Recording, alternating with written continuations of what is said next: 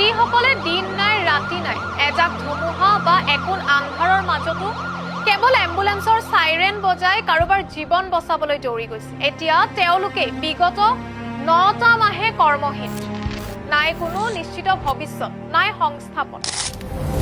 আমি কৈছো অসমৰ 108 মৃত্যুঞ্জয় জৰুৰীকালীন সেৱাৰ প্ৰায় 700 গৰাকী কৰ্মচাৰীৰ কথা। EMT, পাইলট আৰু EROকে ধৰি এইসকল কৰ্মচাৰীয়ে আজি চৰম আৰ্থিক আৰু মানসিক সংকটৰ মাজত দিন কাটিবলগীয়া হৈছে। আনৰ প্ৰাণ বচোৱা এইসকল থলুৱা যুৱক যুৱতীৰ ঘৰত আজি নাই সন্তানৰ স্কুলৰ ফিজ দিয়াৰ সম্পদ, নাই পৰ্যাপ্ত খাদ্য সামগ্ৰী। অৱশেষত উপায়ন্তৰ হৈ 108 মৃত্যুঞ্জয় সেৱাৰ কৰ্মচাৰীসকলে সামাজিক মাধ্যমৰ জৰিয়তে অসমৰ মাননীয় মুখ্যমন্ত্ৰী ডক্টৰ হিমন্ত বিশ্ব শৰ্মালৈ বুলি সামাজিক মাধ্যমত লিখিছে এক অত্যন্ত আৱেগিক আবেদন। প্ৰাণ ৰক্ষা কৰা সকলৰে আজি হাহাকাৰ। 9 মাহে অন্ধকাৰত 700 পৰিয়ালৰ ভৱিষ্যত। 108 মৃত্যুঞ্জয়ৰ কৰুণ গাথা কেৱল এটা সময়কাল নহয়, এই 9টা মাহ আছিল প্ৰায় 700টা পৰিয়ালৰ বাবে অনিশ্চয়তা, অসহায়তা আৰু চকুলোৰ 9টা মাহ। কৰ্ম হেৰুৱাই আজি দিশহাৰা হৈ পৰিছে 108 মৃত্যুঞ্জয় সেৱাৰ পুৰণি তথা অভিজ্ঞ কৰ্মচাৰীসকল।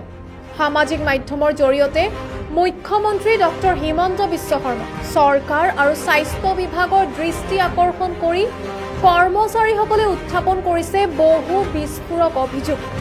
আমি বিগত 9 মাহে আমাৰ হাতত বা আমাক যিহেতু আমি ষ্ট্ৰাইক কৰিছিলোঁ, ষ্ট্ৰাইকৰ পিছত মুখ্যমন্ত্ৰী স্বাস্থ্যমন্ত্ৰী মহোদয়ৰ হস্তক্ষেপত এখন ত্ৰিপাক্ষিক এখন আলোচনা হৈছিলে। তাত এটা কমিটি গঠন কৰি দিছিলে, 3জনীয়া কমিটি। সেই কমিটিখনে আশ্বাস প্ৰদান কৰিছিলে আমাক, গোটেইখিনি ল'ৰাক জইনিং হ'ব বুলি কৈছিলে।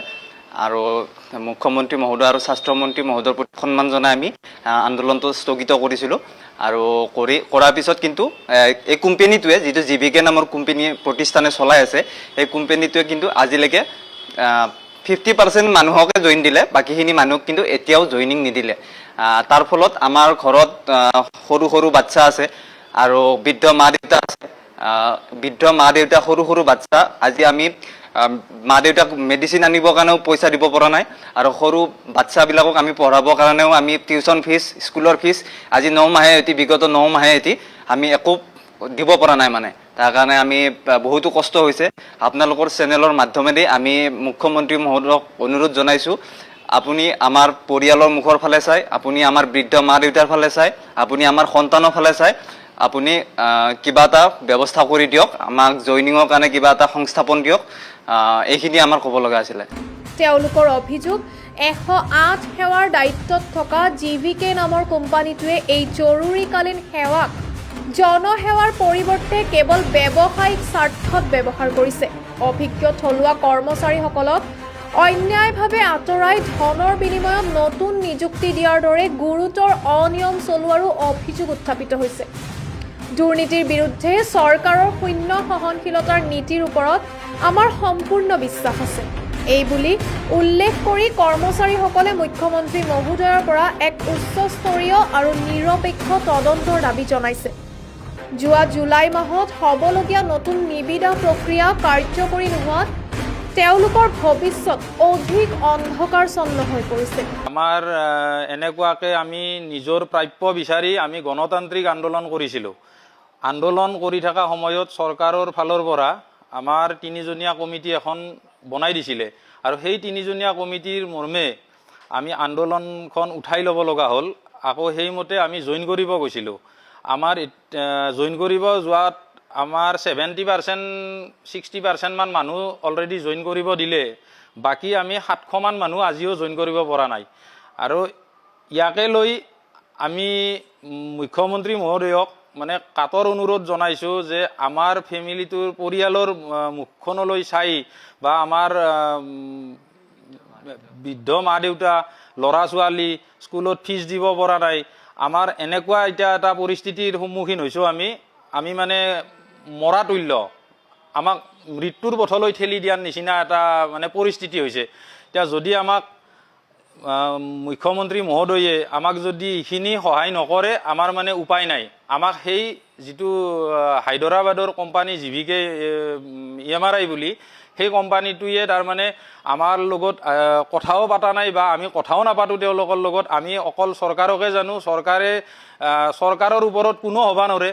হয়তো তেখেতক টেণ্ডাৰ বা যি চলাই আছে তাহাঁতে আজি ইমান দিনে চৰকাৰৰ পক্ষৰ পৰাই তাহাঁতে চলাই আছে। গতিকে আজি যদি মামাই যদি বা মুখ্যমন্ত্ৰী মহোদয় যদি আজি কৈ দিয়ে যে আমাৰ এইখিনি ল'ৰাক মানুহখিনিক লৈ লওক, সিহঁতৰ ফেমিলিৰ কথা আছে। আকৌ এটা দুখ লগা বিষয়, এই আজি আপাৰত যিটো বানপানীৰ এই এনেকুৱা এটা ভয়ং পৰিস্থিতি, এই পৰিস্থিতিৰ ক্ষেত্ৰত আমাৰ 108ৰ ল'ৰাৰ মিনিমাম 4,000, 5,000, 7,000, 6,000, 10,000লৈকে দৰমহা কৰ্তন কৰিছে। এই বিষয়ত আপোনালোকে কওক বা মুখ্যমন্ত্ৰী মহোদয়ক আমি অনুৰোধ জনাইছোঁ বা এই মাধ্যমৰ দ্বাৰা আকৌ এবাৰ কৈছোঁ যে এইখিনি সময়ত আচলতে চেলাৰী বা আমাৰ দৰমহাটো ডবলহে দিব লাগিছিলে, বঢ়াইহে দিব লাগিছিলে, কিন্তু সিহঁতে দৰমহাটো কৰ্তনহে কৰিলে। এনেকুৱা মহামাৰীত এনেকুৱা আমাৰ 108ৰ কৰ্মীয়ে যিখিনি তাতে পৰিশ্ৰম কৰি আছে শলাগ ল'বলগীয়া, সেইটো হয়তো আপোনালোকৰ মাধ্যমেও জানে বা সকলো ৰাইজে জানে। কিন্তু কাটৰ অনুৰোধ মুখ্যমন্ত্ৰী মহোদয়ক গোটেইখিনি হস্তক্ষেপ কৰি যাতে আমাৰ 700 পৰিয়ালৰ ভৱিষ্যতটো তেখেতে মানে আমাক চলিব পৰা ব্যৱস্থা এটা কৰি দিয়ে।